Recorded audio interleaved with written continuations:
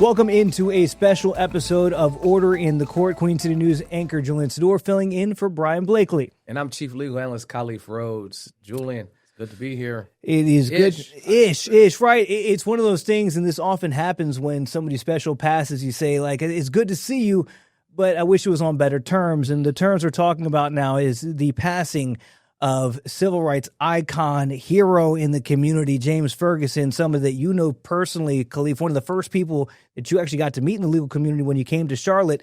Let's just start here before we get into too much of his legacy. Take me to the first time you met James Ferguson, who you affectionately call Fergie. Yeah, I mean, Fergie, it was a leader amongst leaders, a giant among giants. You're in the room with someone like that. You know their presence. I remember when I was a young community organizer working in politics in Pennsylvania, and they sent me to an event in Cleveland, and I got a chance to meet then State Representative Barack Obama. And I know during that time that, wow, this guy has it. Whatever it is, he's got it in spades. Like, he's connected to just an energy level that other folks just can't find a way to tap into. And because he was so connected on that level, I knew that, wow, I want to be a part of whatever that is. Fast forward to moving here, it was the exact same way. Even though Fergie was older by the time that I connected with him, he still had that it. He had that, like, it was a way he moved in a room, and it wasn't arrogance. It wasn't like, I'm better than you. It was more humility.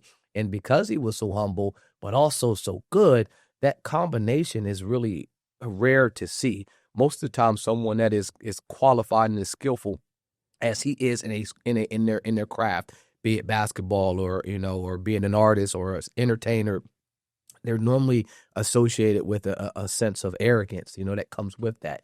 And if he had it, I never saw it. What he had was humility, in a huge amount of it, always graceful, always just attempting to give, props where they were due, and wanting to make sure that he left a legacy behind, ensuring that the next generation had more to offer and to give than maybe he had. And so when I first connected with him, I was just excited to just be in the room. Like, wow, I'm right here with this guy I read about. Like, it's like you're meeting this person that was only on paper. No, I put flesh to words, and it actually was there, as opposed to me reading about his cases and seeing, like, the impact that it had on the legal profession. Like, I'm talking to the real guy. Right. So for me, it was like a pinch yourself type of moment. And his impact for sure on me was something that I took personal.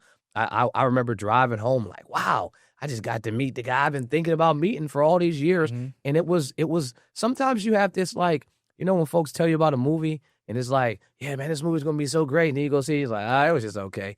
It was like that for me. I thought I would meet him, and I did all this reading about it. So then I was like, I'll meet him and he'll just be okay. And it had, like, exceeded expectations as opposed to, like, met or below expectations. Like, all the things that I thought about who he was in the courtroom and how he maneuvered during really troubling times, it was nice to see that he lived up to that, and he wasn't this, like, jerk or, this weird guy that could do it in the courtroom but didn't have people skills. Mm-hmm. He had personal skills that transcended court that made it, like, easy to be around. Khalif, one of the things that I appreciated, and you actually introduced me to Fergie, and that's us sitting down there for our Black History Month special that we talked about. One of the prominent cases he worked on, Swan versus Charlotte-Mecklenburg Board of Education. But to your point about just how nice he was, you ever get, when your grandparents, your parents, you're lucky enough to still have them around, you call them and they say, thank you for calling me. Thank you for thinking of me. When we sat down to talk about Swan versus Charlotte-Mecklenburg Board of Education and where we were in terms of segregation in schools, at the end of the interview, he thanked us for taking the time to talk about it. You know why? Because as the further you get away from a struggle, be it a personal struggle or a community struggle, the easier it is for people to forget how hard it was to fight. Yep. And so what he would always say is, we can't forget. Right. Like, and so he'd come to a Black Caucus meeting and he'd talk about that. Look, we fought for these types of things. Don't forget. Right. And so now you're talking about bringing awareness to something he fought for, 40, 50, 60 years ago. And so kids that are in their that are in the Charlotte-Mecklenburg School District that are benefiting from the things he fought for. They don't know anything about that. They're not teaching about Swan here. You may hear about it at a Black History Month special. You may hear about it around, some type of, anniversary or things like that. But it's not on the curriculum. And because it's not, even in our city, it's something that's forgotten. And so he was thankful that you're helping to keep the torch lit on something like that should always be reminded. History is easily forgotten. Right. So every day you walk away from it is a day that you will tend to forget it. And that part of it was I acknowledged, but part of me too was just like you were. It's like, man, you're thanking me. Right. Thank you right. for everything you've done. I'm right. sitting in the presence of a legend. Yeah. And speaking with him, there was never a moment, like you said, where he felt cocky. It was just more a matter of fact. And he still had, even last year, the sharpness to talk about the issues. And when you talk about forgetting, and to give people a background about what Swan versus Charlotte-Mecklenburg Board of Education, Cleve, that's probably what we should do before we continue talking about what we're seeing now. Talk about that case, because everybody knows Brown versus Board of Education. You talk about things they talk about in schools. Everybody knows Brown versus Board of Education. That was supposed to desegregate schools. That's not exactly what happened. Brown versus Board of Education of the state of Topeka, Kansas. That's the full case. Court decides that separate is inherently unequal, right? Right. In school and education systems, that we got it wrong. That we had these cases like Plessy v. Ferguson, where we had the Supreme Court at the time, that thought it was okay to separate the races and that you could equally, teach them. But what happened in the wake of Brown and even leading up to Brown, we recognized that African Americans in the time were not getting equal access to education, weren't getting resources, weren't getting funds, weren't getting books, weren't having buildings built. Those were the types of things that were happening. And so then Brown v. Board of Education comes in and says, separate is inherently unequal. We need to change this as a country going forward. These are the requirements to do that. 10 years later, none of the things that were required by Brown were happening, specifically in the South. And then people were going to schools in their geographical areas. And because they were going to schools in their geographical areas, it was I won't say an unintentional segregation, but it was a segregation. It just there wasn't a white and black school, but you had white and black districts because you had white and black neighborhoods. Right. And so if you're having laws that are stopping, redlining black folks from moving in communities with white folks anyway, now you're not even going to have an opportunity to have those kids go to those schools. So it took someone like Fergie and a Julius Chambers and the other folks that work on those type of cases to be able to say, no, this is not, if the nature of what they're saying in Brown was to ensure that you give these kids an equal opportunity to get access to education and learn together, well, you're not doing that. How do we get that to happen? Well, we're going to bust them to the location. So you'll take kids from inner cities and put them in the suburbs. You'll take kids from the suburbs and put them to the inner cities. And then they talked about the numbers, and they said, the court, I remember reading it saying, look, I don't care what the cost is. The cost is something that should be secondary to the fact that you have a constitutional requirement, both a state and a federal requirement, to ensure that these children are given an equal opportunity to education. And that I think was the biggest portion for me. When you talk about being super sharp, this guy argued in front of the Supreme Court.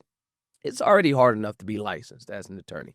It's hard enough to go to law school, pass the bar, get a license, and practice in state court.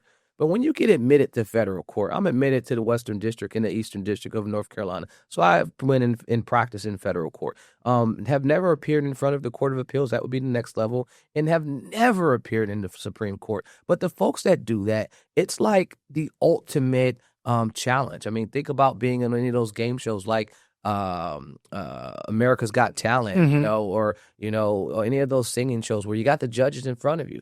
And you're performing there, and they're judging you and grading you on your ability right there on the spot. Right. Well, you're doing that in front of 9 folks. And those 9 folks are coming and they're asking you questions, and they already have their mind made up. And you have to be able to dance in that room like never before. So, I mean, you got to be flawless. I look at it like, the Western movie where they're shooting the guns at the people's feet. Right. And the guy's dancing and trying to, that's what it's like. Going and arguing in front of the Supreme Court, because these folks are coming in with their guns loaded to shoot your argument down. And you have to think on your feet to be able to say, yeah, well, my brief is saying this, but I'm going to go ahead and argue this also. In the same time, while being prepared to defend it, while you may have another argument coming the other way. Added on to the fact that at that time, right, we're talking about the law office that he and Julius Chambers practiced in firebombed. Julius Chambers' home firebombed. His car firebombed. I mean, you're added on to the potential of, I have a whole entire race of people counting on me to get this done. I also have several people of another race of people targeting me because what I'm about to say on a very public record on a national stage, when this happened, the statistics were 14,000 black students attended schools that were either totally black or more than 99% black when this happened. And when that when the case reached the Supreme Court, the thing that I appreciated too about Mr. Ferguson is that he thanked the judge that helped it get to the Supreme Court. Yes, as he thanked Judge James McMillan for saying, you know what, I'm going to take a stand on this because, Khalif, as you oftentimes say, it doesn't just get to Supreme Court off the first rip, right? You have to get in first several courts, appeals court, and move it up. But had it not been for Judge James McMillan saying at this time, in a very segregated, still very racist North Carolina, I see the merits of this case. So I'll go a step further, and I'll give Judge McMillan his just desserts as well. I'm a member of the Mecklenburg County Bar, went through their Bar Leadership Institute, and part of what we do as the bar here in Charlotte in the Mecklenburg County Bar is we give out the James McMillan Fund Award to folks that have given community service and went within the profession above and beyond the call of duty. And so folks that win that award, it's because you recognize that, you're a practicing attorney, but you're doing more for the profession. You're standing up for things when they're not just wrong, but they're blatant wrongs. Like in this case, the judge is saying, you know what? I know that the tone of the day is to be against what they're saying, but the law is on their side. And when you're able to stand up for the law, even in the face of adversity, even in the face of, hey, I may lose some friends. I may have folks that now will call me a sympathizer with a cause that no one is supporting. But the law requires that you stand up and judge it not with personal preferences or views, but what the law says. And oftentimes during that era, and sometimes even today, that didn't happen and doesn't happen. And Judge McMillan was like, I'm going to do what the law requires. And Fergie thanking him, it just goes back to who he is as a person. Right. Even though I know I have the cards in my hand, I got a full house, I got a straight flush. You can't beat what I have.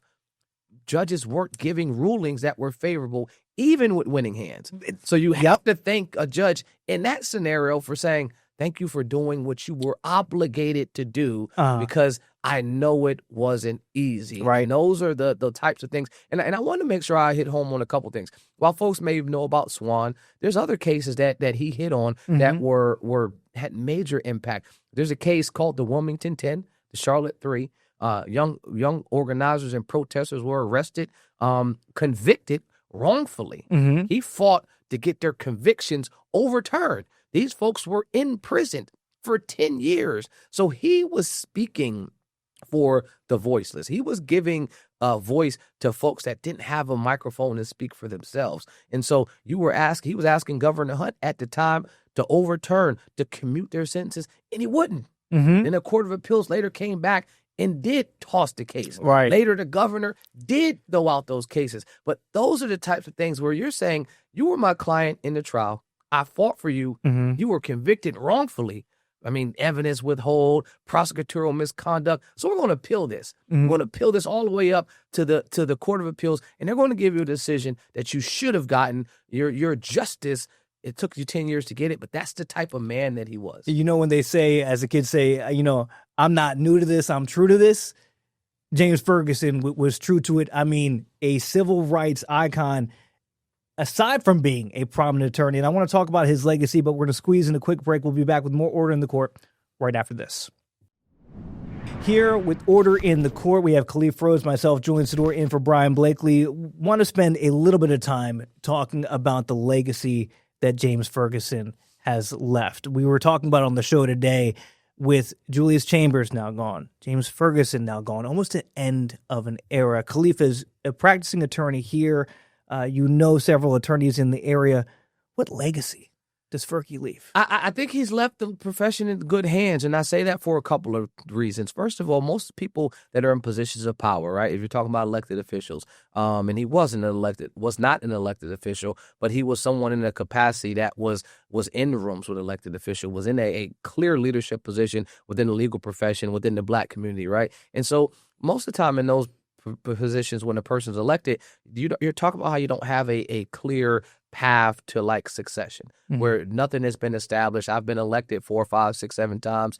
Okay, I may pass away in my seat, and then it's a scramble to fill the seat, and there's nothing like established as a true passing of the baton. Well, that's not the case with Julius Chambers. That's not the case with Fergie. Like, they made sure that they gave back to the community. To if you were a new attorney, if you were seasoned with 10 years, they were constantly pouring in to the profession so that behind them there would be folks that were ready to take hold of the torch and run to whatever the destination was. I mean, I can say that part of being an attorney in Charlotte, being an African-American attorney, yeah, you're a member of the Mecklenburg County Bar. But we also have an affinity bar group called the Leary Bar. That's for black attorneys here in the community.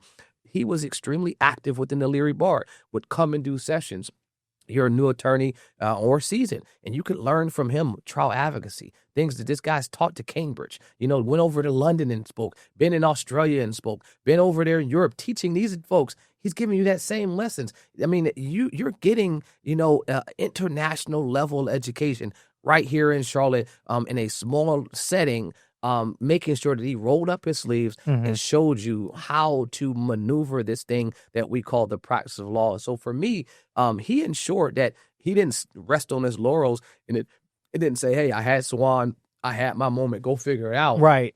He was looking for the folks that would come behind him and fight the good fight even after he was gone. So he was doing the work, knowing that, hey, I have a clock. Time can't stop. At some point, I won't be here. So speaking of fighting the good fight, one of the things he said, too, was when I spoke with him, he was still concerned with the fact that schools are almost as segregated now as they were when he brought Swan versus Charlotte Mecklenburg Board of Ed to the Supreme Court. He still was a champion for black voting rights, a lot of causes. So my last one for you, Khalif. What do you think the charge is from the late, great Mr. Ferguson to attorneys now, given the legal landscape? I'm not going to get you into different cases. Yeah.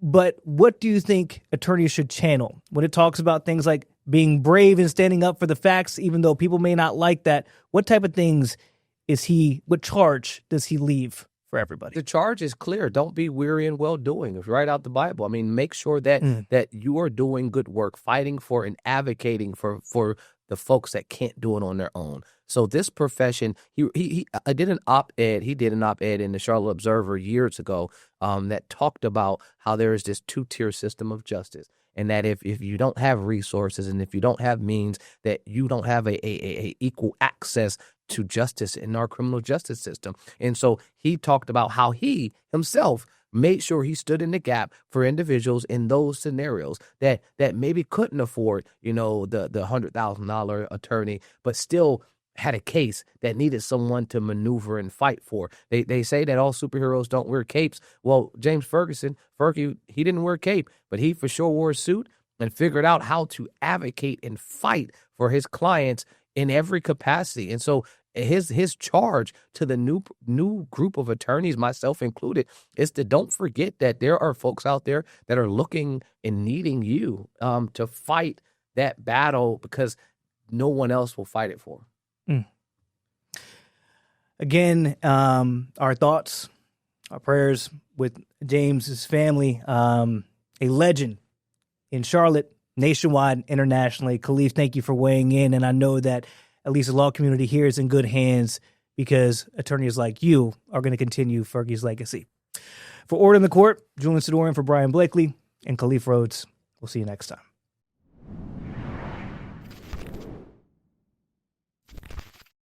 Queen City News Plus. Just search Queen City News on your smart TV's app store.